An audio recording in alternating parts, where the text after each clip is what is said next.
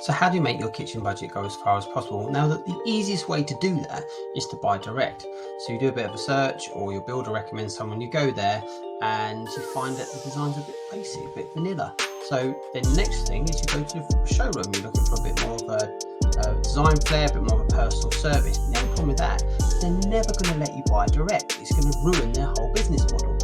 So we decided to lean into that and figure out how can we give you the best possible designs and not be about all the product. So we've come up with the Jacob Walker's consultancy service. Now with that is we get to actually do really the fun bit. We do all the design, we get to work with you, we get to understand how you want to use the space and how you want the space to be.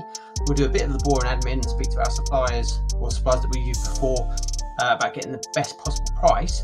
You buy it direct. We're really happy because we get to the design. You're really happy because you're getting a great product, which is going to be a fabulous designer kitchen. And the difference between us and other companies is that actually we're really invested in it. We actually want to see the end result. It's not going to be here's a plan, see you later. It's going to be if you've taken the time to get to know me and our business and what we can deliver for you, I actually want to see how that kitchen changes your life. Otherwise, I haven't done my job. So I'm really looking forward to it. Let's get it rolling.